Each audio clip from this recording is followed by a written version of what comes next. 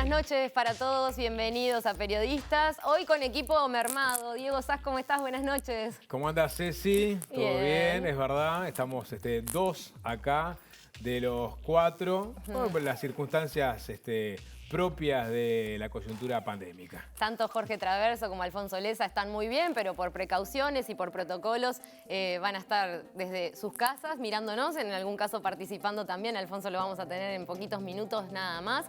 Pero bueno, aquí estamos y con un real caballero que me cedió el trono de periodistas. ¿Pero por qué? Nadie se dio nada. El lugar que se merece es Cecilia Olivera. Ahí está. Bueno, muchísimas noticias para compartir, Diego, hoy con todos nuestros televidentes. Y además vamos a contarles que vamos a tener grandes invitados. Por ejemplo, el secretario general de la OEA, nada menos que Luis Almagro, va a estar con nosotros. Vamos a hacer un contacto vía Zoom en un ratito. Vamos a tener al infectólogo Henry Albornoz. Hoy tuvimos 547 casos nuevos. Tuvimos medidas anunciadas por el gobierno en la noche de ayer, muy esperadas. Bueno, sobre la evolución de la pandemia, sobre este momento tan crítico que estamos atravesando, lo que dijeron los científicos del GACH, lo que dijo el presidente ayer de noche. Bueno, sobre todo eso vamos a hablar y lo que se viene también, ¿no? En la temporada y ese momento tan particular del año donde se genera una disrupción absoluta de la rutina de los uruguayos. Vamos a hablar con Albornoz. Y bueno, y todas estas medidas que se han tomado y los protocolos tienen que tener una fiscalización y tienen que tener quienes vean por el cumplimiento de estas medidas para detener la ola de contagios. Y por eso también vamos a recibir hoy al Inspector General de Trabajo y Seguridad Social, Tomás Teijeiro, para que nos cuente cómo vienen las inspecciones, cómo vienen cumpliendo. Supimos hace poco que la mayor parte de las empresas no estaban cumpliendo con los protocolos, ¿no? Las primeras inspecciones. Y fresquito nos dejó Eduardo Botinelli una encuesta del monitor Factum de coronavirus, donde le preguntó a la población sobre algunos sentimientos vinculados a la pandemia, angustia, por ejemplo, cómo estaban transitando la pandemia desde lo emocional y también sobre la percepción de riesgo, o sea, la posibilidad de que tiene la gente de contagiarse o no en las próximas 2 semanas. Han hecho un seguimiento a lo largo de todo el año, por lo menos desde marzo hasta ahora. Y bueno, tenemos de ayer, cerrada ayer la encuesta Factum. Exacto. Sobre la percepción de los uruguayos con el coronavirus. La semana pasada compartíamos lo que habían sido los primeros días de diciembre, pero todavía con el aumento de los contagios y un poco de la pérdida del hilo epidemiológico, no se sabía cuál era esa percepción de riesgo. Si a vos te preguntaran cuán probable es que te contagies de coronavirus en las próximas 2 semanas, ¿qué contestarías? Mi actitud ante la pandemia es 100%. 100%, ¿no? Sí. Y bueno, y hay muchos especialistas que dicen que este virus va a terminar de alguna manera tocando al 90% de la población, a no ser que llegue la tan esperada vacuna. Pero ya le damos las buenas noches a Alfonso Leza, que está por Zoom con nosotros y que tiene mucho para analizar con respecto a lo que fue la conferencia de prensa de ayer, a esto de limitar el derecho de reunión. Alfonso, buenas noches. ¿Qué tal? Buenas noches, ¿cómo están? ¿Cómo andan? ¿Bien? Solos, pero muy bien acompañados. Sí, ya vamos a estar de vuelta por allí. Bueno, primero impactado con las nuevas cifras, ¿no? Lamentablemente, otra vez se batió un récord. Hay más fallecidos. Realmente es una situación muy dura la que estamos pasando. E impactado ayer con lo que fue la conferencia del GACH, ¿no? Me parece que los miembros del GACH nos dieron información muy relevante e impactante que tiene que ver sobre todo con las proyecciones de lo que puede pasar en el Uruguay. En el caso de que siguiéramos a este ritmo, y lamentablemente las cifras de hoy van mostrando que seguimos a este ritmo. Las proyecciones son muy duras, más de 1000 muertos por día, un eventual colapso de las camas de CTI durante el próximo verano. Todo realmente preocupante. Creo que... Se nos está entrecortando. A ver, Alfonso, si podemos retomar... Nos quedamos en lo que repasabas de la advertencia de lo que puede ser en el próximo verano llegar a los más de 1000 casos por día.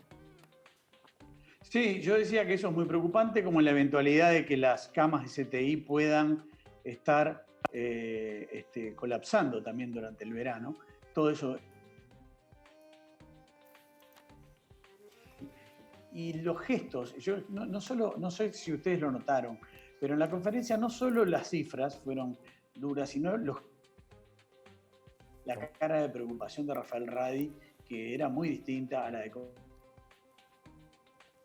Estamos teniendo problemas, Alfonso, con la comunicación, ¿eh? Sí. ¿Con el audio? Sí, se está entrecortando bastante. A ver, probamos una vez más y si no, la dejamos para el final, ¿te parece? Estabas diciendo de la cara de preocupación de Radi, de Cohen, de Paganini, o sea, Sí. cara de consternación, ¿no? Más que nada. Bueno, nos quedó congelado. Yo hago una... Lo dejamos Con problemas de comunicación, Alfonso, pero bueno, vamos a tratar de volver contigo más tarde para que nos hagas este análisis. Coincidimos totalmente que la comunicación gestual de lo que fue el Grupo Asesor Científico Honorario realmente cambió, ¿no? Con respecto al principio de la pandemia o a unos meses atrás que la veníamos manejando de otra manera, lo gestual habla y mucho. Sí, y la gravedad en los rostros también y en los datos supuestamente tendría que tener algún tipo de incidencia en las medidas que tome la población, ¿no? O por lo menos que ajuste las medidas. Porque de eso se trata en este momento, que llegue el mensaje a la mayor cantidad de gente posible de forma directa, o sea, limitar los contactos. O sea, hay todo un abanico de medidas que se han dispuesto para lograr esto, algunas más coercitivas, otras menos, pero lo cierto es que el mensaje tiene que ser, hay que limitar los contactos. Totalmente. Es la única forma de lograr atravesar esta primera ola, como dijeron, estamos en la primera ola, de una forma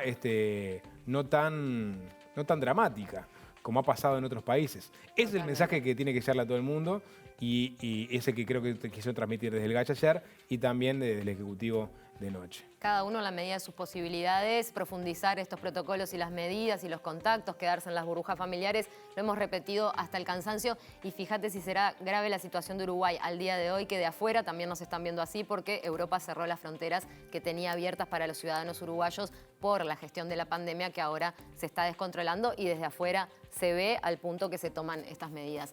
Diego, hacemos una tanda y volvemos con todos estos contenidos que estuvimos anunciando para ustedes.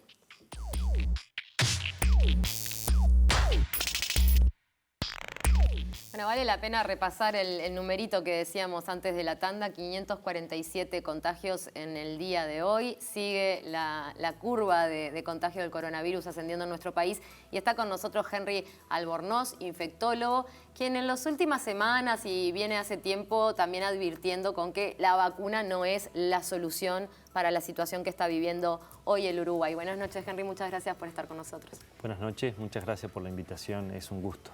¿Podrías explicar esta afirmación? ¿Por qué no tenemos que tener en la mente esto de la vacuna como la solución? A ver, la vacuna es una solución para evitar la transmisión, pero lleva unos meses vacunar a una proporción significativa de la población como para que ese efecto protector sobre la población se empiece a ver. Lo que va a ser más inmediato es el efecto protector individual. Pero para que eso se traslade a un efecto protector en la población, tú tenés que tener un porcentaje muy importante de la población vacunada, y eso va a llevar tiempo, y para que eso además impacte en la transmisión en la población, un tiempo más. O sea, tenemos un tiempo de implementación de la vacunación y un tiempo de poder llegar a ver el efecto de eso en la transmisión en la población. Entonces, eso va a demorar. Henry, te preguntaba antes de arrancar la nota, ¿cuál había sido la primera nota que te habían hecho vinculada a este tema, ¿no? Porque realmente epidemiólogos, infectólogos, virólogos se convirtieron en las vedettes de la noticia de este año, ¿no? O sea, la gente, los medios salieron desesperadamente a acudir a la voz de los expertos para tratar de entender un fenómeno que en estas latitudes, sobre todo, porque China obviamente ya está acostumbrada a este tipo de cosas, estábamos totalmente en otra, ¿no? Sí. Y ahí contabas, ¿no? En marzo ya te empezaron a contactar en alguna radio, pero ¿cuánto se ha aprendido sobre el virus? ¿Cuánto han aprendido ustedes de la cátedra de enfermedades infecciosas sobre el virus en estos 8 meses? Bueno, se ha aprendido mucho, ¿no? Es cierto que teníamos un conjunto de incertidumbres muy grandes al principio. Los modelos de virus pandémicos que conocíamos era el del virus de la influenza, el virus de la gripe.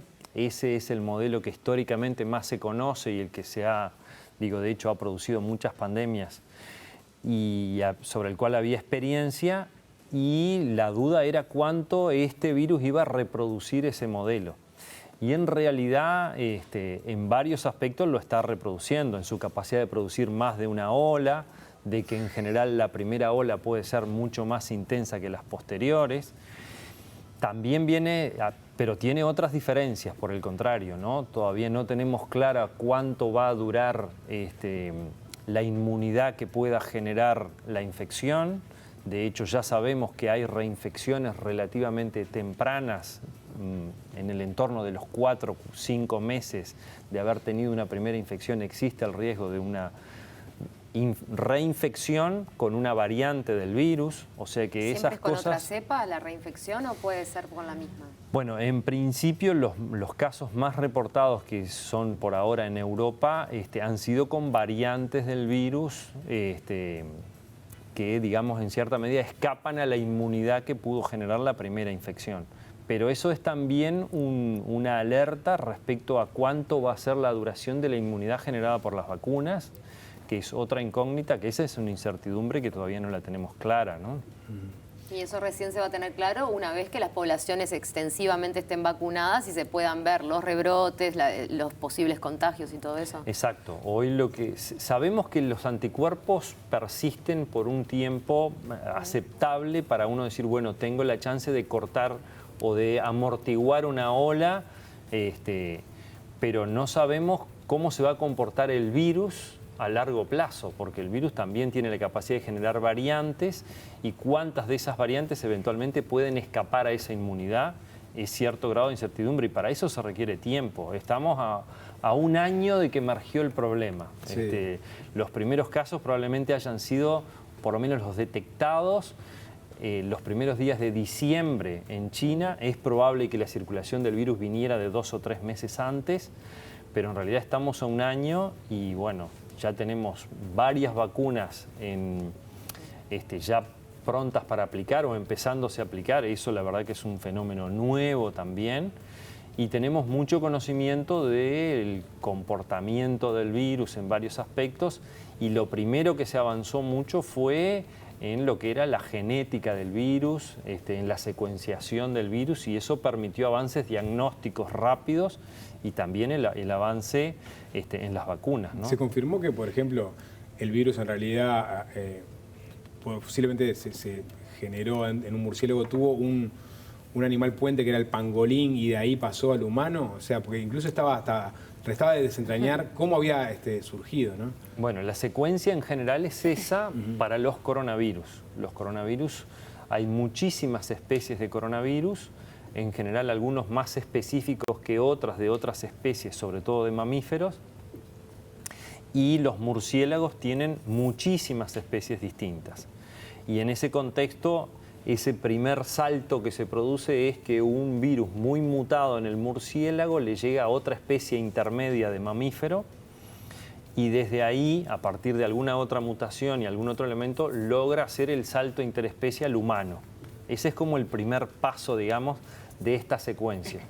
El segundo paso, que es el más crítico en realidad, es que además se pueda transmitir entre los humanos.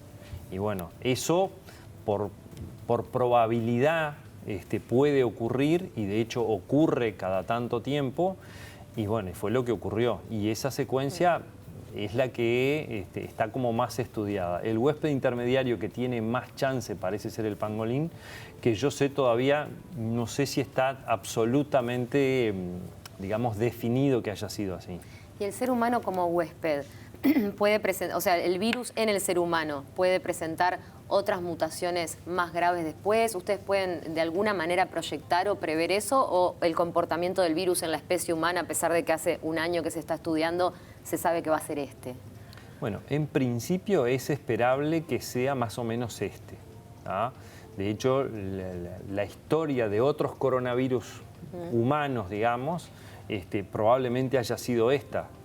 Tuvieron su emergencia, se adaptaron al humano, pudieron producir infecciones en humanos y a lo largo del tiempo se han comportado relativamente en forma similar. Lo que pasa que cuando emerge por primera vez toma a toda la población susceptible. ¿Pero qué pasó? ¿Va a pasar lo mismo que pasó con el MERS o con el SARS? Que son virus que quedaron circunscriptos a determinado El ébola territorio. también. Claramente no, porque el coronavirus, el SARS-CoV-2 terminó por todo el planeta. Pero ¿por qué esa diferencia entre el MERS y el SARS y este coronavirus? Bueno, probablemente eso tenga que ver con la adaptación al humano y con condiciones particulares del virus de transmisión y de producir enfermedad. Si un virus que ataca a una población tiene gran letalidad y no es muy transmisible, lo que te pasa es que a los que afecta le puede producir la muerte, pero si no es extremadamente transmisible puede quedar circunscripto o inclusive puede agotarse la transmisión. ¿Fue el caso del ébola, por ejemplo? Y bueno, el ébola es un virus de alta letalidad. Y que quedó un poco más circunscripto sí, que esto, ¿no? Pero muy transmisible.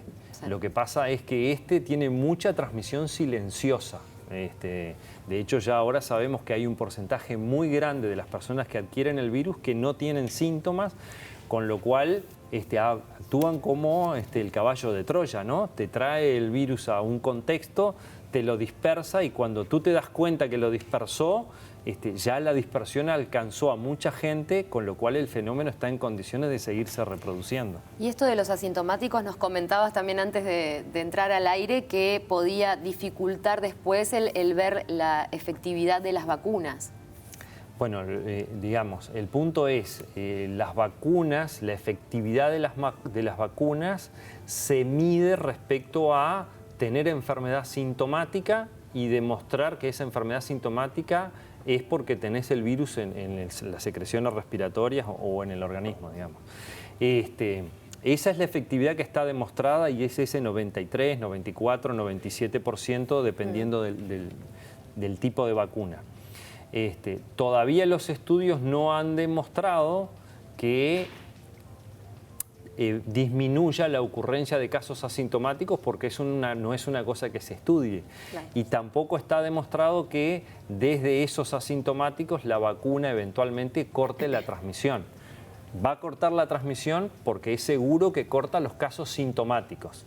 Es previsible que pueda impactar sobre los asintomáticos, pero eso todavía no está claramente demostrado. Para pasarlo un poco en lenguaje más simple, nos vamos a dar cuenta de las personas vacunadas quienes presenten de nuevo síntomas, pero los que sean asintomáticos y puedan transitar el virus nuevamente, no lo vamos a saber. Por lo menos en los estudios que se hicieron para evaluar la eficacia de las vacunas, eso no está evaluado. Claro. Bien. Albornoz, yendo a la conferencia del GACH del mediodía de ayer y también del Ejecutivo en la noche, uno de los datos que puso sobre la mesa Henry Cohen fue el tema de los brotes, ¿no? De dónde provienen principalmente. Y habló que 25% de los ámbitos intrafamiliares, 25% laboral, otro 25% en ámbitos educativos y de residenciales de ancianos y finalmente otro 25% de actividades vinculadas a clubes, eventos sociales y centros de salud.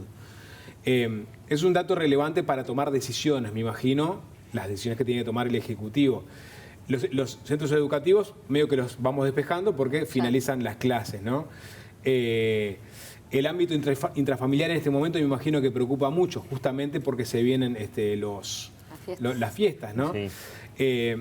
A la luz de esta información y a la luz de las medidas que anunció el gobierno en la noche, ¿cree que va a poder mitigar el impacto del virus en estos ambientes donde se han dado la mayor cantidad de brotes?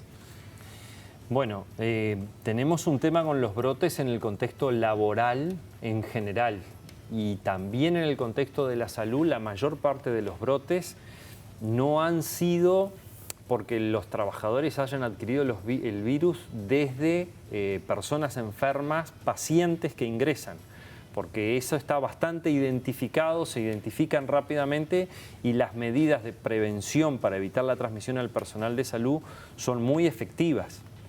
La mayor parte de las personas como personal de salud están adquiriendo el virus en la comunidad, como lo puede adquirir cualquier persona, o con los compañeros de trabajo, muchas veces en instancias que no son las instancias de trabajar con el paciente, sino en las horas de descanso, en los periodos para alimentarse. En ese tipo de instancias es donde se generan mayores condiciones para la transmisión. Algunas de ellas porque tienen que ver que necesariamente alguien para tomar un café, tomar un té o alimentarse, se saca la mascarilla y muchas veces en eso tampoco se respeta necesariamente la distancia. Entonces hay escenarios laborales que son los que más favorecen la transmisión, particularmente este que les decía. Entonces, yo creo que en la comunidad y la transmisión familiar, las medidas estas de una burbuja familiar, mantener la distancia física en otros entornos y disminuir la actividad social puede tener un impacto. Ya en lo laboral se requiere también como mejor o adaptar, diría yo, algunas infraestructuras que tienen que ver con lo edilicio, con los espacios y con otras cosas que en algunas circunstancias puede ser más difícil. Albornoz, mucho se ha hablado este tiempo de las personas que tienen otras enfermedades que puedan inmunodeprimirlas, el riesgo que corren con el coronavirus, se habla de las comorbilidades. Pero ¿qué pasa con las personas de repente sanas? ¿Qué medidas de prevención pueden tomar? Como infectólogo le pregunto, frente a un virus nuevo, ¿qué es lo que es importante tener bien en el organismo o prestarle atención para, en el caso de contagiarlos, poderlo combatir naturalmente de una mejor manera? Bien, en general, digamos, las personas jóvenes o por debajo de los 60, 65 años, si no toman alguna medicación que les afecte el estado inmunitario y si no tienen otras enfermedades, tienen un estado inmunitario que tiene una buena capacidad de respuesta y en general eso no es solo para el coronavirus, es para cualquier enfermedad infecciosa en general, salvo para aquellas que son altamente agresivas, digamos, ¿no? Pero el estado inmunitario normal de una persona que hace vida normal es suficiente y no hay ninguna evidencia de que tomar alguna medicación o tomar alguna cosa mejore ese estado inmunitario. ¿Y la alimentación incide muy directamente o es en términos generales tener una buena salud y un... Bueno, tener un buen estado de salud, tener una alimentación sana incide. De hecho, algunos de los factores de riesgo que tienen que ver con estas conductas saludables son, por ejemplo, la obesidad. La obesidad es un factor de riesgo importante, no solo para tener una evolución más grave en el caso del coronavirus, sino también de otras enfermedades infecciosas. Ya lo vimos en la pandemia del 2009 con la gripe y lo vemos también a veces con otras enfermedades infecciosas. Algunas que tienen que ver con el estado de la persona y otras con las dificultades a veces en el tratamiento u otras cosas que lleva el estado de la obesidad. Modifica algunos factores metabólicos, modifica otras cosas que hacen que el tratamiento pueda ser más difícil. Y específicamente, por ejemplo, en esta enfermedad que afecta a las vías respiratorias de forma dramática en los casos que se agrava, ¿el tabaquismo, por ejemplo, es algo que puede incidir al agravamiento de un cuadro de coronavirus? Bueno, el tabaquismo afecta la capacidad de respuesta del aparato respiratorio, eso es así, y sobre todo el tabaquismo crónico produce enfermedad pulmonar crónica que deja a ese huésped en peores condiciones para enfrentar una infección respiratoria. Claro. Porque, digamos, la reserva funcional que le queda a ese aparato respiratorio es mucho menor que la persona que tiene un aparato respiratorio sano. Claro. Yo me imagino, acá estamos viviendo una suerte de contrato social temporal en donde la humanidad ha aceptado adquirir determinadas pautas de conducta porque hay una emergencia sanitaria, uso de tapabocas, distanciamiento, que repercutió obviamente en otras enfermedades infecciosas, me imagino, ¿no? Hemos tenido cifras de la reducción de internaciones en CTI pediátricos, por ejemplo. No hubo casi circulación del virus. Y yo me imagino que los infectólogos deben querer que estas pautas sigan en el tiempo más allá del coronavirus, ¿o no? O sea, que se incorpore el tapaboca, la higiene de mano. Cuando otras personas dicen todo lo contrario, termina esto, hacemos una pila de tapabocas, la prendemos fuego y a otra cosa, que vuelva a la vieja normalidad. Claro. ¿Cómo se paran ustedes ante este escenario? Bien, yo creo que pensar que las personas van a usar la mascarilla en forma persistente por mucho tiempo, creo que no va a pasar. Creo que podrá tener un efecto durante un periodo de tiempo, pero después pero creo que eso se ha implementado bastante, ¿no? En la vida. Sí, eso es verdad. Pero nosotros tenemos otros comportamientos también que... Somos latinos. Sí. Sin embargo, lo que tú decís de fortalecer las medidas de higiene, fortalecer el distanciamiento en algunos aspectos, que tiene que ver también con esta forma de ser nuestra, que somos como muy afectivos o muy demostrativos de los afectos, a veces con una cercanía que en realidad, mismo cuando uno va a otros países o otros lugares, viste que la forma de saludo es distinta. Nosotros somos muy de abrazar y en otros lugares, por ejemplo, no, te mantiene la distancia y eso es una cosa que uno lo percibe. Probablemente parte de eso sea un modo de convivencia, si lo miramos desde el punto de vista infectológico, más saludable, pero quizás desde el punto de vista afectivo, emocional o con otras cosas que tienen que ver con la persona, sean menos saludables. Hay otro aspecto que la pandemia también, y que podemos tener, digamos, problema en los próximos tiempos, que es que estamos en lo que tiene que ver con el aspecto sanitario como muy concentrados en lo que tiene que ver con el coronavirus y la respuesta y manejar adecuadamente a estos pacientes. Pero hay cosas de las enfermedades infecciosas que no se pueden descuidar. De hecho, ya sabemos, la tuberculosis, por ejemplo, hay informes nacionales en los cuales disminuyeron los diagnósticos de tuberculosis y probablemente eso es no porque la tuberculosis bajó, es porque probablemente no la estamos diagnosticando. Y quizás también pueda pasar algún aspecto con otras enfermedades infecciosas o con otros aspectos como, por ejemplo, con los microorganismos multiresistentes adentro de los hospitales. Este desafío de eventual sobrecarga del sistema de salud y de concentrarnos en la respuesta también puede generar, por ejemplo, mayor riesgo de transmisión de microorganismos multiresistentes adentro de los hospitales. O sea que hay otras consecuencias más allá del coronavirus en todo lo que tiene que ver con el aspecto sanitario y particularmente con las enfermedades infecciosas. Claro, las bacterias ultrarresistentes de las que se venía hablando antes del coronavirus bastante, ¿no? Y que no es que desaparecieron, no, claro. Están silenciadas. Henry Albornoz, muchísimas gracias por la presencia y gracias por el trabajo de todo este año, porque la verdad que también en el programa anterior comentábamos el cansancio que tienen los médicos, los científicos, quienes han estado más encima de este tema a esta altura, que ya han pasado tantos meses, así que además se le sumaron las rondas de prensa, los medios, ¿no? Todo, un año bien difícil. Muchísimas gracias. Muchas gracias. Sí, ha sido un año difícil, pero creo que hay que tener buenas expectativas de que quizás vamos a tener unos meses iniciales en el año que viene difíciles. Eso es muy probable. Hay que hacerse, en cierta medida, la idea, diría yo, de que vamos a tener meses difíciles. Pero bueno, hay que seguir adelante. Creo que el camino está. Tenemos la perspectiva de la vacuna, tenemos otras... probablemente la llegada de los test de antígenos que se anunció va a facilitar muchísimo el diagnóstico. Eso ya ha pasado en Europa en esta segunda ola.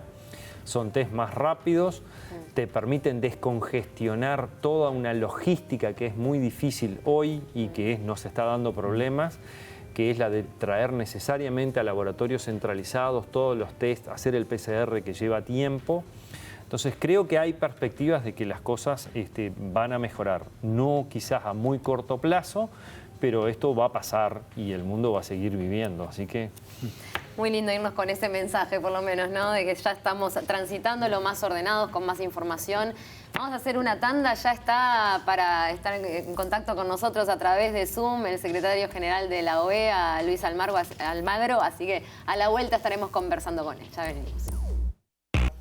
Lo anunciamos más temprano, lo dijimos y lo tenemos ya en vivo, a Luis Almagro, secretario general de la OEA, con quien vamos a conversar en los próximos minutos. Almagro, ¿qué tal? Buenas noches. Buenas noches, ¿cómo les va? Encantado de estar con ustedes. Muchas gracias. Por atendernos. Si le parece, en estos breves minutos que vamos a tener de conversación, hagamos un recorrido de norte a sur, arrancando por el norte del continente americano y llegando finalmente a Uruguay. La primera pregunta que le quería hacer era vinculada a las elecciones norteamericanas y sobre todo a la actitud que tomó Donald Trump cuando se conocieron los resultados. Habló de fraude, habló de que hubieron elecciones amañadas. Y le quería preguntar si no entiende que esas declaraciones de Trump de alguna forma no erosionaron la calidad democrática del país. La calidad democrática se asienta en el proceso electoral. Nosotros fuimos observadores de ese proceso electoral. Tuvimos presencia en varios estados, incluso de aquellos que eran considerados battleground. Y la observación de la Organización de Estados Americanos, los informes técnicos, obviamente hicieron saber de la regularidad con que funcionó el sistema electoral. No es una elección, son 50 elecciones, todas diferentes, sistemas diferentes, tecnologías diferentes, capacidades diferentes, pero el informe de la misión fue muy claro al respecto y en eso se asienta la democracia. Luego, o sea, recursos respecto a procesos electorales tenemos siempre en varios lados, pero eso tampoco afecta la calidad de la misma. ¿Y cómo ha sido desde la Organización de Estados Americanos lidiar con un presidente estadounidense como Donald Trump y sus características en la oratoria, sus mensajes muchas veces polémicos? ¿Cómo se ha recibido todos esos mensajes de Donald Trump desde la Organización de Estados Americanos? Pero la Organización de Estados Americanos tenemos que trabajar temas institucionales, cómo funcionan las instituciones, cómo funciona el orden institucional, cómo funciona la separación de poderes. No podemos estar corriendo detrás de los discursos de nadie en ninguna parte del hemisferio. Y la libertad de expresión está garantizada prácticamente en todos lados y nosotros hemos hecho saber disconformidad o conformidad, pero no es un tema nuestro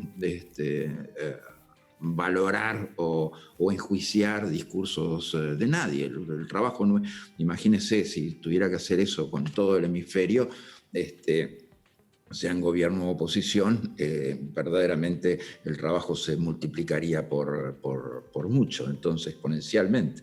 Por lo tanto, nuestra gestión, nuestra forma de enfocar los temas tiene que ser absolutamente institucional y con los temas aterrizados en la normativa del sistema interamericano. Almagro, bajando un poco en el continente, yendo a Venezuela, ¿no? Se ha tratado de generar cambios en la actitud del gobierno de Maduro por la vía del diálogo, por mesas de diálogo, países involucrados. Se ha tratado de intervenir en el país por medio de retóricas más duras. Al parecer, ninguna de estas medidas ha surtido efecto. Venezuela sigue siendo un país con los mismos problemas que tiene hace ya un lustro por lo menos.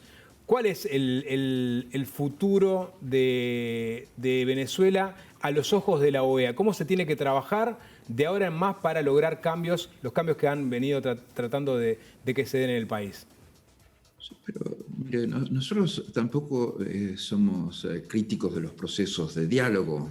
Creemos que esos procesos de diálogo debieron haber estado enmarcados en algo más institucionalizado como la responsabilidad de proteger, pero creo que la voluntad de aquellos que impulsaron esos procesos fue lograr resultados positivos para los venezolanos, para el pueblo venezolano. Eso lamentablemente no ocurrió por la absoluta mala fe con la que el régimen chavista ha llevado adelante esos procesos. Y no son ni uno, ni dos, ni tres, ni cuatro, son prácticamente 11 procesos de diálogo que han habido desde la primera misión del secretario general de la OEA, Gaviria. O sea que nosotros lo que vemos es que si estamos enfrentando un régimen que está caracterizado por narcotráfico, con acusaciones y procesamientos desde tribunales de Estados Unidos, incluso de Nueva York. Corrupción, también enjuiciamientos en varias partes. Y crímenes de lesa humanidad con acusaciones en la Corte Penal Internacional. O sea que usted ve que tiene un combo completo de criminalidad ese régimen. Por lo tanto, los criminales obviamente no se entregan a no ser que les convenga entregarse. Y para eso es obviamente que hay que generar los elementos de presión internacional que hagan que ello ocurra. ¿Cree que el cambio de la actitud del gobierno uruguayo, cuando cambió de gobierno, salió Frente Amplio, entró el Partido Nacional con la coalición, le hace bien a estos intentos de generar cambios en Venezuela? O sea, de una postura más dialoguista del Frente Amplio a una postura un poco más rígida y de condena de este nuevo gobierno. ¿Fue un cambio positivo? Los posicionamientos del actual gobierno están muy en consonancia con las resoluciones aprobadas en la Organización de los Estados Americanos, y los que condenan obviamente las características criminales de un régimen muy infiltrado y muy impregnado del narcotráfico, que condena la corrupción del régimen, que condena los crímenes de lesa humanidad del régimen y las violaciones sistemáticas de los derechos humanos del régimen. Y eso obviamente que también condena la alteración del orden constitucional, condena la cooptación de los poderes, y eso definitivamente es el camino hacia adelante para salir de una dictadura. Ninguna condescendencia con una dictadura jamás la ha sacado, o sea, simplemente la firma y le da oxígeno para que siga adelante. Por lo tanto, esta posición que tiene el actual gobierno uruguayo, que está muy en consonancia con esos principios fundamentales del sistema interamericano, los principios fundamentales de la defensa de la democracia en el hemisferio y en cualquier subregión y región del mismo, son claves para empujar a los dictadores hacia afuera. ¿Y el gobierno de Mujica no estuvo en consonancia con respecto a esto del que usted formó parte? ¿Por qué cambió tanto su percepción con respecto al chavismo desde aquel momento hasta ahora? El gobierno de Mujica sí formó parte, y si usted repasa simplemente un poco la historia y los comentarios, incluso que se han formulado al respecto por dirigentes opositores en Venezuela, sabrán que el canciller de Mujica, Luis Almagro, fue el que tuvo el papel y la posición más dura en contra de las violaciones de derechos humanos y de la alteración del orden constitucional ya en marzo y abril del 2014. Y ese mismo canciller de Mujica fue el que también se opuso al ingreso de Venezuela al Mercosur en septiembre del 2012. Entonces, verdaderamente existe una larga línea de coherencia en lo que hemos venido haciendo. Ya que estamos mencionando algo de política, podemos saltear Bolivia por las dudas que nos quedemos sin tiempo a hablar un poco de Uruguay también. Bueno, mencionaba que fue parte del gobierno de Mujica, sus inicios políticos estaban relacionados al Partido Nacional, con el que se encuentra completamente en consonancia, pero por aquí se manifestó la posibilidad de que usted ingresara a las filas del Partido Colorado. ¿Qué tan cierto puede ser eso de cara al futuro? Mire, yo primero dos o tres cosas, porque mucha gente empieza por el final de esta historia y ven un potencial candidato o alguien que va a tener su agrupación dentro del Partido Colorado. Punto uno, el vallismo como ideología verdaderamente para mí es algo muy cercano, lo siento muy intensamente, o sea, las variables de socialdemocracia, de justicia social, de trabajo social y de lograr los equilibrios institucionales para eliminar condiciones de desigualdad y discriminación en la sociedad, son claves para mí. También el rol que tienen que jugar empresas públicas y las instituciones en promover mejores condiciones de desarrollo también son fundamentales para mí. Y que eso sea acompañado por una característica permanente de defensa de la democracia es también muy importante para mí. Pero mis condiciones de militancia obviamente están muy limitadas por el cargo que ocupo ahora, y asumir posiciones partidarias hoy es muy complicado y prácticamente imposible en muchos casos. Eso no quiere decir que no pueda trabajar o no pueda realizar aportes en esas líneas que he comentado. Pero entonces, ¿lo vamos a tener, Almagro, o no, actuando en política partidaria en un futuro cercano, mediano, lejano? Usted sabe, bueno, yo en algún momento voy a volver al Uruguay. Obviamente que tengo aquí en el cargo de secretario general de la Organización de Estados Americanos hasta mayo del 2025. Por lo tanto, los tiempos en ese sentido electorales, que es lo que le preocupa a mucha gente, lo deben ver de esa manera y tomárselo con más calma. Pero después aportes de trabajo y aportes en términos de construcción, de mejores condiciones de acceso a derechos y equidad, de mejores condiciones de desarrollo, de seguridad y de democracia, definitivamente pueden contar conmigo. Almagro, hay quienes han hecho críticas con respecto a la notoriedad que usted ha tenido y han dicho que usted se está esgrimiendo como figura política, abrogándose un poder desde la OEA que no le pertenece realmente. ¿Qué puede contestarle a esas críticas? ¿Usted tiene la intención de esgrimirse como figura política desde el organismo internacional? Es lo que estoy diciendo, ¿no? Yo simplemente trabajo, y trabajo desde un punto de vista institucional y siempre trabajo desde las competencias que me son otorgadas por los instrumentos jurídicos del sistema interamericano. En estos últimos 5 años y medio, incluso desde la campaña anterior, han escrutado cada milímetro de posicionamientos que yo pueda tener en los temas institucionales de la organización y verdaderamente cada vez se reafirma más que he actuado dentro de las competencias que establece los estatutos, la Carta de la OEA, la Carta Democrática Interamericana y cada uno de los instrumentos jurídicos del sistema interamericano. Por lo tanto, muy tranquilo al respecto. Mi trabajo es institucional, es mucho trabajo, es muy intenso y lo hacemos con la profesionalidad que corresponde. Almagro, una más.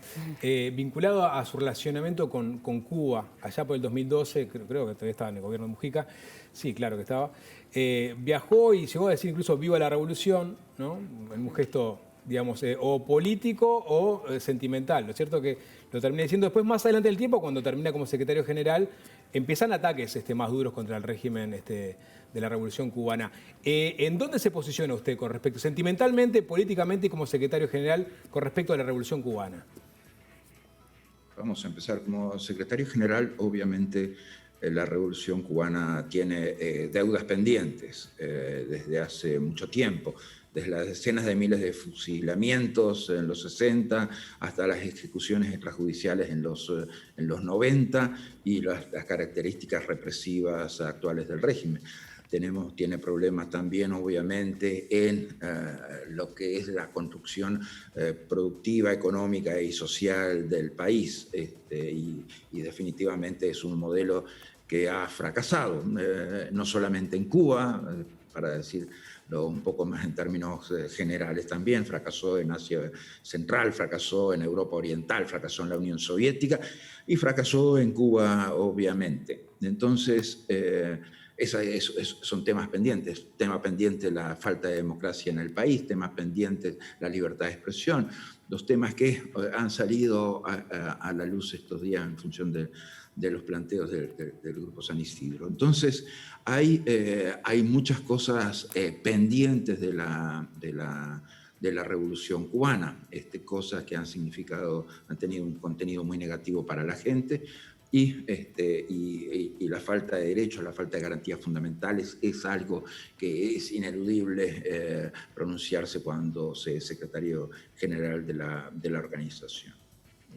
Después, el posicionamiento mío como persona es muy parecido a ese, porque los temas de democracia, los temas de derechos humanos son los temas que siento más fuerte en la política y por lo tanto estamos en ese camino. Y los temas de relaciones bilaterales, yo siempre recomiendo a todos los países del mundo que tengan las mejores relaciones bilaterales entre sí. En el hemisferio también recomiendo que todos los países tengan las mejores relaciones bilaterales entre sí, sin perjuicio de que había un trasfondo histórico muy complejo, porque el MLN y el Partido Comunista Uruguayo estuvieron enfrentados políticamente, ideológicamente durante muchísimo tiempo, y había grupos ya antes, pero se acrecentó eso después de la división de del MLN en la cárcel con los seis puntistas. Eso obviamente polarizó las relaciones con La Habana, y por eso cuando comienza el gobierno de Mujica también él recibe a las damas de blanco, yo las recibo a las damas de blanco, o sea, el vicepresidente Danilo Astori también las recibe a las damas de blanco, o sea, siempre dejamos claro que había espacio para la oposición cubana para expresarse y Uruguay no debía estar ajeno a eso. Muy bien. Secretario General de la OEA, Luis Almagro, muchas gracias por estos minutos. Encantado de estar con ustedes, un gran placer. Gracias, Salud. buenas noches. Comentarles también que el libro Luis Almagro no pide perdón de Gonzalo Ferreira y Martín Natalevich está en todas las librerías ya disponible y que habla de todos estos temas, ¿no? Del posicionamiento que ha tenido el secretario general de la OEA con respecto a los distintos países de América Latina. También se plantea su actitud con respecto a Nicaragua y la diferencia con respecto a Venezuela. Bastante para... Su periplo profesional como canciller y cómo fue lentamente encontrando su lugar en el mundo, sus posicionamientos a veces cambiantes, ¿no? A lo largo del tiempo. Es un libro súper interesante que tiene mucha tela para cortar, que también habla sobre un periodo de político del país, o sea que excede también la figura de... Tal cual. Así que bueno, los invitamos a leerlo y nos queda analizar la realidad de la percepción del riesgo en el Uruguay que habíamos prometido al inicio del programa, Diego. El monitor coronavirus de Factum, ¿no? Que viene justamente llevándole el pulso a la ciudadanía en materia de percepción de riesgo, en materia de sentimientos vinculados a lo que ha generado la pandemia. Eduardo Botinelli ya está de vacaciones, pero nos dejó la presentación de este informe.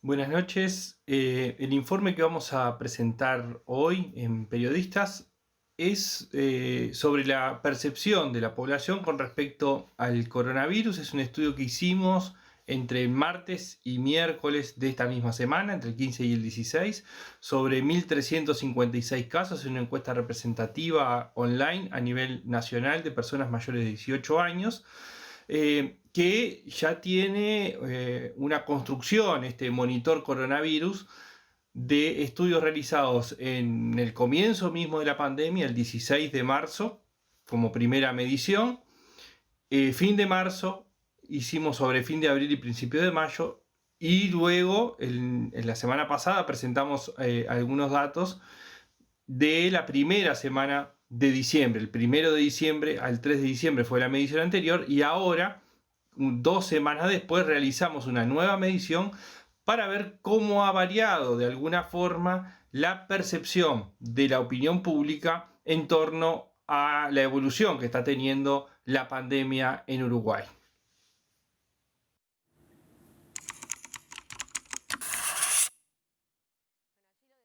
Eduardo Botinelli a los datos que ya compartimos la semana pasada con respecto a la percepción del riesgo del coronavirus de los uruguayos. Vamos a agregar esta nueva encuesta que hizo Factum vía online. A propósito, lo hizo el martes 15 y el miércoles 16, o sea que datos así, fresquitos, sí, hasta el día de ayer.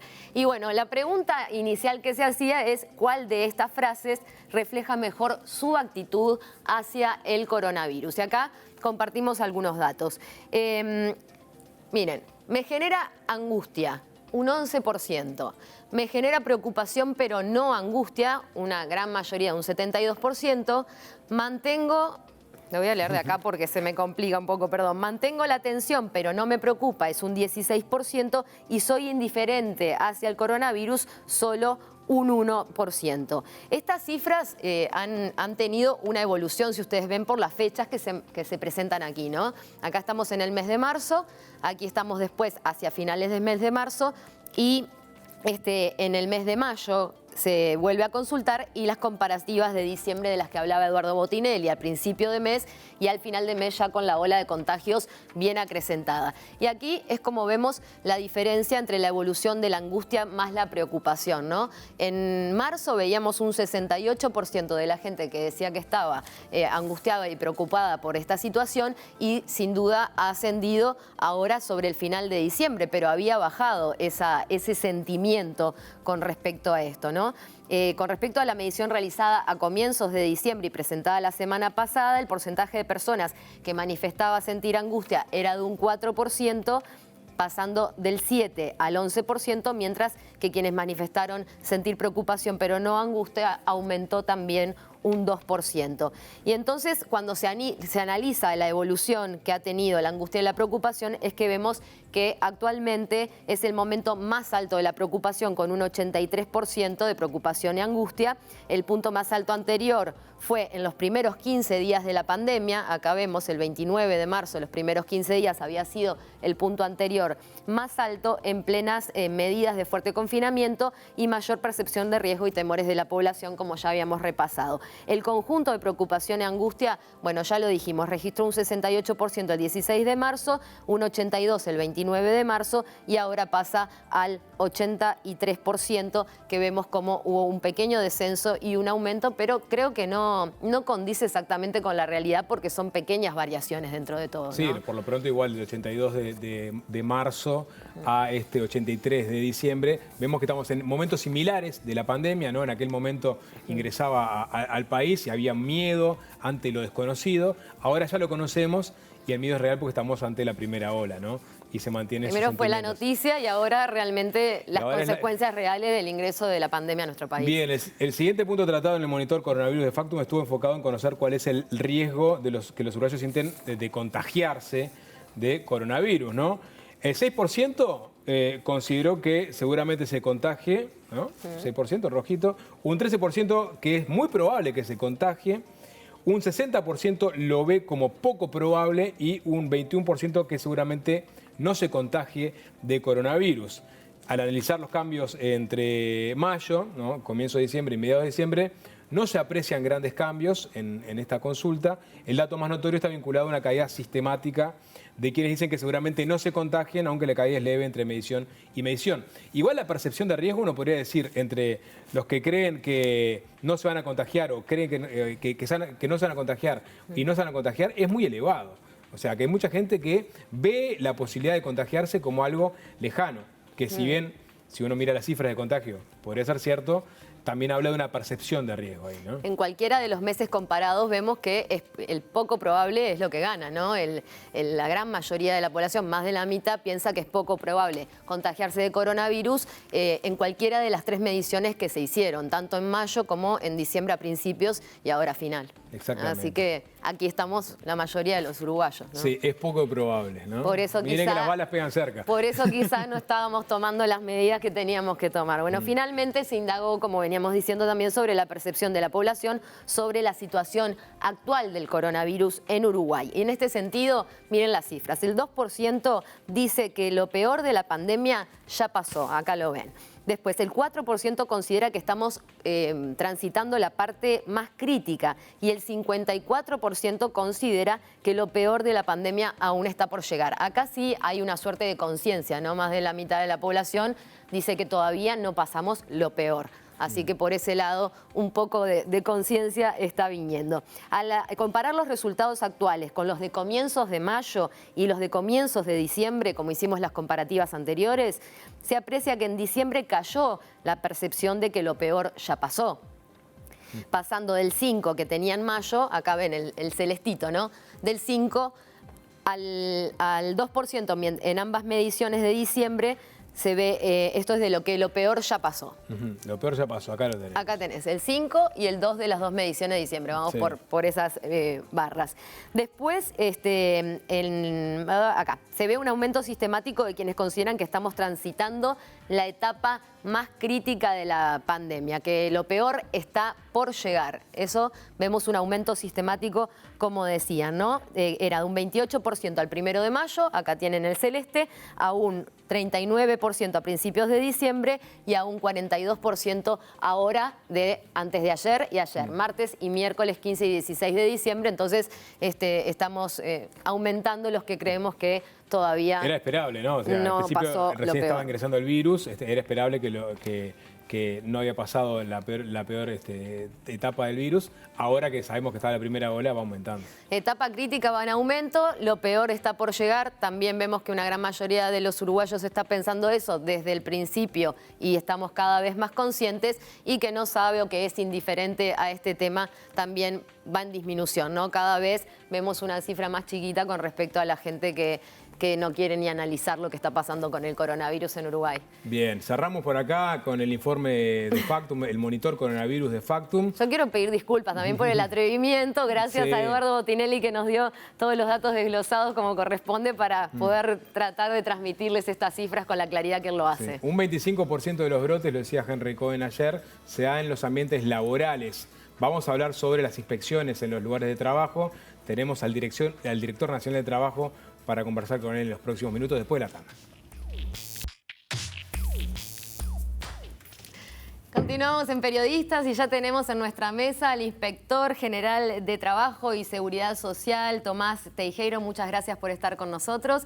Comentábamos al principio del programa que, bueno, en los últimos meses se han hecho inspecciones a las empresas y que lo que más se destacó fue que realmente había un gran nivel de incumplimiento. Ahora, por pedido del gobierno, se refuerzan más también estas inspecciones.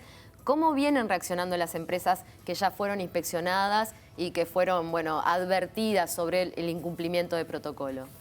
El operativo Trabajo Responsable comenzó el 13 de noviembre.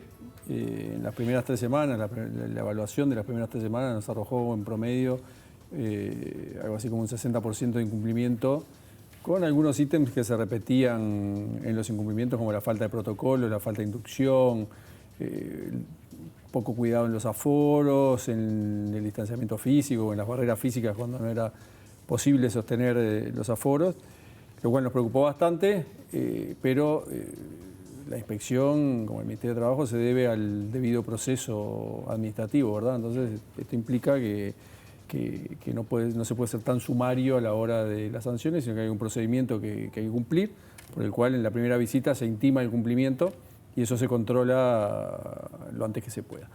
De ese 60% de incumplimiento de los protocolos que teníamos en promedio en las primeras visitas, en los controles pasamos a un 88% de cumplimiento, lo cual nos gratifica bastante porque quiere decir que las empresas reaccionaron bien ante el llamado de atención que les hizo la inspección, es decir, que trabajaron en aras de solucionar aquellas cuestiones que tenían pendientes para establecer mayores condiciones de salud y seguridad a sus trabajadores en lo que tiene que ver con COVID y con algunos temas conexos, porque siempre una visita a la inspección va por tema COVID, pero si hay un cable pelado también lo miran. No sé Te qué. multan por la velocidad, pero no tenías el cinturón también, ¿no? Una cosa así. Una excusa para ver también tener un estado de situación de los lugares de trabajo en general, ¿no? Me imagino. Sí, es conveniente siempre que yo trato de hacerlo porque es algo que no sé por qué razón históricamente no se hizo, que es explicarle a la población cómo es el funcionamiento de la inspección, ¿verdad? La inspección tiene 2 grandes divisiones. La división de condiciones generales de trabajo, que por hablarlo en forma llana, es la que controla todo lo que tiene que ver con la parte formal del trabajo, con que a uno le paguen el salario en fecha, que tenga el recibo, que se cumplan con las licencias de la debida forma, con el aguinaldo. Y otra división, que es la de condiciones ambientales de trabajo, es la que tiene que ver con todo lo que es tema de salud y seguridad, ¿no? Que se den las condiciones óptimas en cualquier ámbito.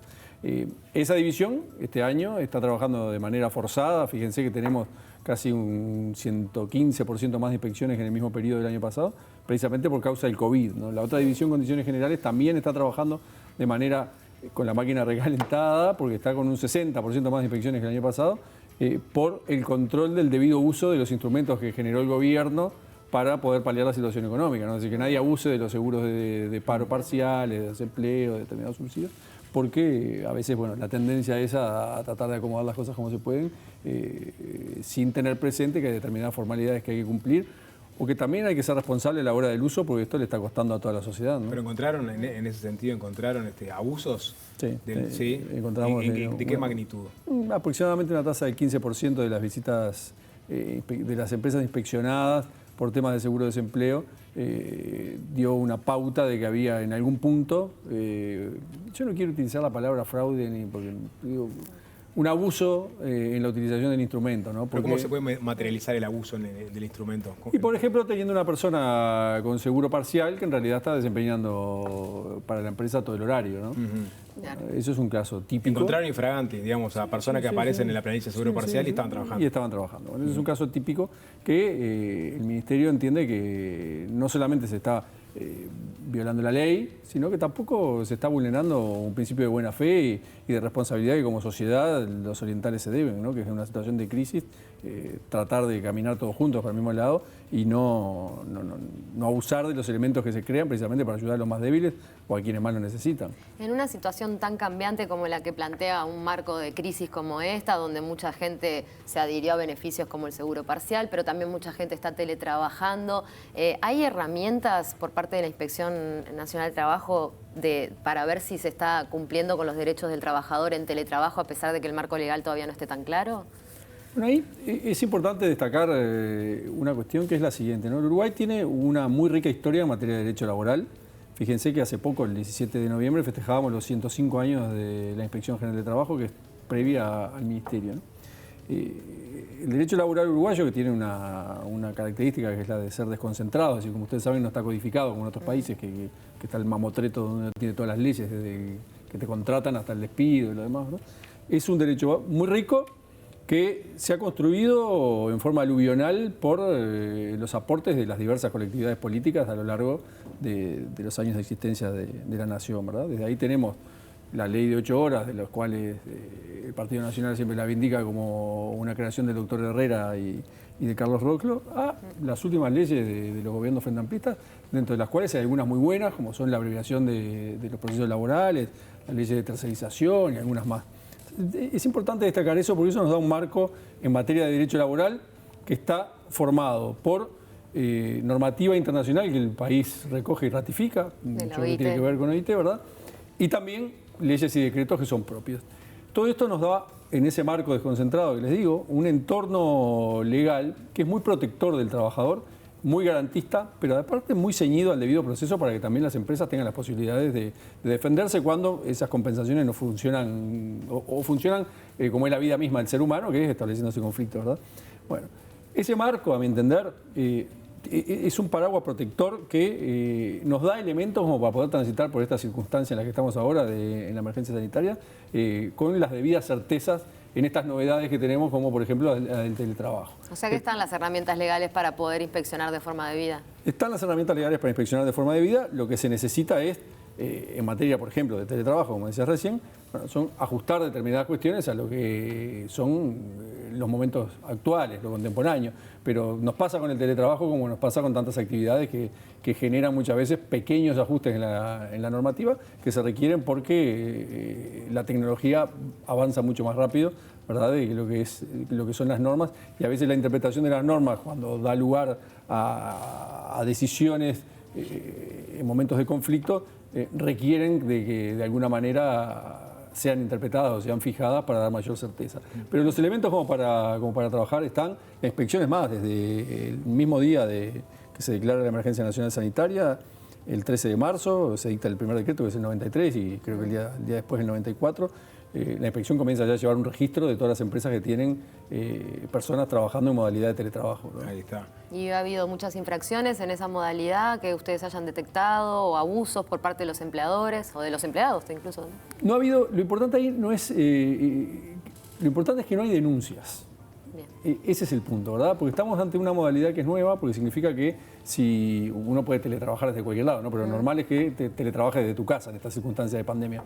Entonces eso dificulta el funcionamiento inspectivo porque estamos dentro de lo que el presidente ayer denominaba, como lo dice el texto constitucional, el sagrado inviolable que es el hogar, ¿no? Entonces, la inspección no va a ir de oficio a inspeccionar a un teletrabajador que está en su casa, salvo que el teletrabajador denuncie que ahí se está generando por causa de la empresa una situación que viola algún derecho. Entonces, claro, en ese sentido no hay inspecciones de oficio. No hay inspecciones de oficio, y es bueno destacar que no hay denuncias, es decir que las personas están trabajando con cierta comodidad. Sí, y volviendo al tema de las inspecciones para ver si se cumplen con los protocolos, ¿podemos hablar de algún sector, algún rubro en donde haya más desvíos, o sea, donde no se cumplan tanto los protocolos? No hay sectores donde los protocolos se incumplan digamos, de forma sistemática o que llame la atención. La inspección tiene un mapa, utiliza para generar las inspecciones un mapa de riesgo de acuerdo a momentos, por ejemplo, si es entre semana o fines de semana. Durante la semana el foco se pone en actividades que son estrictamente, digamos, de índole laboral donde puede haber riesgo, por ejemplo, espacios cerrados, que espacios cerrados va desde el comedor de una fábrica hasta una oficina o un call center, ¿no? Durante los fines de semana o los días más de esparcimiento hay cuestiones que tienen que ver precisamente con eso, con el ocio, que generan inconvenientes. No hay sectores que particularmente destaquen por su nivel de incumplimiento. Lo que sí hay son elementos que sí se repiten. Como les decía al principio, la falta de protocolos, por poner uno de los casos más, dos de los casos más paradigmáticos, que son la falta de barrera física entre un cajero y el cliente. No, la mampara transparente, ¿no? Esa que vemos en muchos de los locales comerciales. Sí. Eso, o la falta de indicación y respeto de los aforos, que es algo que tiene mucho que ver y que tiene mucho que ver con el comercio, tanto tiene que ver que es una de las principales preocupaciones, por ejemplo, de los centros comerciales, ¿no? De tener aforos que estén bien controlados y que estén de acuerdo a lo que marcan las pautas que dan los científicos en esa línea. ¿Cómo eligen los lugares para inspeccionar? ¿Tiene un bolillero ahí? Agarran la lista. ¿A quién le toca? No es de buen santo explicar cómo se hacen los milagros, no. pero ese mapa de riesgo que tiene la inspección, de alguna manera, la gran experiencia que tienen los cuerpos inspectivos, como les digo, de muchísimos años de trabajo, son cuerpos técnicos muy profesionales, lo tienen claro de cómo dirigirlo, de manera de ir a los puntos que pueden llegar a ser problemáticos o los que están siendo problemáticos a los efectos de salvaguardar la salud y seguridad de los trabajadores, pero también el funcionamiento de los emprendimientos productivos, ¿no? Porque en estos momentos estamos viviendo en determinados sectores algunas cuestiones que ese funcionamiento aceitado entre salud pública, el Ministerio de Trabajo y el ministerio que corresponda a la actividad hace que muchas veces no se note lo que puede llegar a ser la incidencia de un brote o de un contagio en determinado sector de la actividad económica, precisamente porque el funcionamiento aceitado del Estado hace que Salud Pública haga su diagnóstico, su análisis, sus recomendaciones, que el Ministerio de Trabajo y la Inspección vean si hay algo para compaginar en temas de salud y seguridad, que mediante sanitización, puesta a punto, etcétera, en pocas horas todo esté funcionando para que no se resienta. Pero, ¿y ahora en verano qué va a pasar? Ahora en verano se trastoca todo, ¿no? Ahora seguramente tengan que rever la modalidad de inspecciones en los centros comerciales, me imagino, de la costa Canaria, costa de Maldonado, costa de Arrocha. ¿Cómo se trabaja en este nuevo escenario de la inspección? Bueno, hay dos grandes aspectos a ver, ¿no? Cuando hablamos de centros comerciales, son los centros comerciales. Hablo del almacén de Bañario. No me... Por poner un título. Por poner un título. No, pensé que me hablabas de shopping center. No, cuando hablamos de esos centros comerciales, la inspección históricamente hace lo que se llama un operativo verano, que está focalizado en esas áreas. Nosotros ya lo tenemos programado, el operativo verano. Es un operativo que obviamente tiene, como la inspección, tiene dos grandes líneas de trabajo. Una lo que tiene que ver con la formalidad, es decir, con que ese tipo de comercios cumplan con los deberes formales del personal, ¿no? Todo lo que sabemos que hay que cumplir en materia de trabajo regular y formal. Y lo otro con condiciones ambientales de trabajo, de que estén dadas las condiciones de salud y seguridad. Así que en ese sentido la inspección va a tener presencia como tiene durante todo el año, a lo largo y ancho del país, priorizando las zonas donde puede haber más riesgo. Muy bien, Tomás Teijeiro. Lo tenemos que despedir porque nos quedan muy poquitos minutos, pero de ese 12% de empresas que no cumplieron con el protocolo después de la visita sorpresiva que hace la Inspección General del Trabajo, a una segunda no habían ayornado todos estos protocolos. ¿Cuál es el promedio de multas que pagaron más o menos? No han pagado multas todavía porque, como decía al principio, el proceso administrativo al que está sometida la inspección es un proceso administrativo lento. Nosotros lo que podemos hacer, digamos, en forma inmediata es, si detectamos un cúmulo de incumplimientos tal que en ese momento entendemos que se está poniendo en riesgo la salud y seguridad del trabajador, clausurar preventivamente la empresa hasta que subsane lo que tiene mal. Pero la imposición de sanciones lleva un proceso largo que, bueno, se verá con el correr de unos meses. Muchísimas gracias, Tomás Teijeiro, por la visita de esta noche. Bueno, y vamos rápidamente a contactarnos con Alfonso Leza, que está allí, a ver si ahora le funciona bien el audio. Alfonso, te escuchamos atentamente. Yo escucho perfecto, no sé cómo me están escuchando ustedes y si me ven. Bien. ¿Cómo andan? ¿Bien? Bien. Muy bien la conducción, felicitaciones, gran programa. Muchas bueno, gracias. estábamos hablando de un poquito de todo esto del coronavirus y sus distintas consecuencias y connotaciones, y yo les decía que me impactó mucho la conferencia del GATT ayer, no solo por las cifras y las proyecciones de lo que nos puede pasar, o incluso de lo que nos pudo haber pasado si no se hubieran tomado determinadas medidas. Ya deberíamos tener, dijeron ellos, en relación a lo que es la región, cerca de 3.000 muertos, lo cual es una cifra realmente agobiante. Pero ¿estamos a tiempo o no de parar esta expansión de la pandemia? Yo ayer hablaba con Gonzalo Moratorio, que quiero destacar, fue resaltado por la revista Nature, una de las más importantes del mundo, británica, de los 10 científicos que más colaboraron en la lucha contra el coronavirus en el mundo, y él decía, gran parte de la pradera acá en Uruguay se incendió,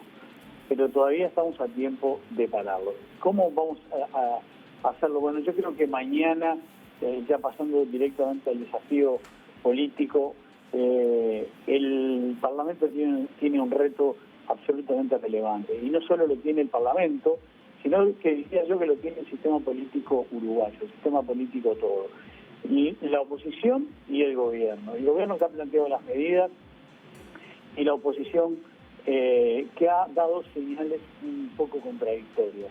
Recordemos que al principio de la pandemia desde el frente se escuchaban voces pidiendo cuarentena obligatoria, después hubo algunas críticas al gobierno, en las últimas horas también hubo algunas señales contradictorias. El expresidente Mujica muy racionalmente salió a pedir medidas duras, digamos, que consideraba que debía haber medidas duras. Javier Miranda, desde la presidencia del Frente Amplio, con un tono bastante más destemplado que en el pasado, al que nos tiene acostumbrado últimamente, salió a hacer críticas fuertes, y me reconfortó mucho ver hoy y escuchar al intendente de Salto, Andrés Lima, que de algún modo responde a aquello que había dicho Richard Rivas hace poco, que era rescatar el espíritu de la transición y del obelisco. Me parece que mañana el Parlamento va a demostrar hasta dónde llega realmente el interés de cada uno en estas circunstancias. Creo que no es un momento para perfilismos, no es un momento para sacar ventajas políticas, no es un momento para marcar espacios dentro y fuera de cada partido, sino que es un momento para actuar todos juntos. Estamos viviendo un drama, no nos estamos jugando circunstancias políticas ni el futuro político electoral. Los uruguayos nos estamos jugando la vida. Si uno tuviera que recordar algo, debería decir que el Uruguay debe recuperar el espíritu de Achugarri en la crisis del 2002, y si vamos a la izquierda, de dirigentes como Juan José Ramos en el sindicalismo, de Danilo Astori y otros dirigentes en la propia crisis del 2002, de Sereni en la transición. O sea, no es una hora de mezquindades, de pequeñeces, de dobles discursos, de tener un discurso para lo que pasa en Uruguay y otro para lo que pasa en el exterior. Lo que estamos viviendo es terrible. Por suerte tenemos esa actuación de los científicos, que creo que es una gran garantía para todos, que va mucho más allá de lo político partidario. Creo que una de las primeras preocupaciones al hablar de ellos en la conferencia fue dejar en claro que lo de ellos era técnico, científico y no político. Así que bueno, la semana que viene seguiremos hablando de esto. El Uruguay está ante un reto enorme. Las cifras de hoy nos vuelven a poner la señal de alarma, y está en nosotros poder superar esta situación en cada uno y en las medidas que nos pueda dar, no el gobierno, sino el sistema político. Bien, Impecable, Alfonso, muchísimas gracias. Como siempre, un placer escucharte con esa claridad para disecar los temas de actualidad. Nos vamos. Nos vamos, ya o está, nos quedamos acá instalados. El martes Cecilia Olivera sola conduciendo. No, espero Diego Sánchez, venimos zafando por estos días, haciendo el aguante desde acá. Será hasta el martes que viene, y espero con algún integrante más del equipo acá en la mesa. Con algún integrante más y con alguna cifra un poquito más baja para compartir con ustedes si todo sale bien, a ver si podemos contener esta ola de contagios. Ha sido un placer acompañarlos esta noche. Hasta el martes. Chao, chao.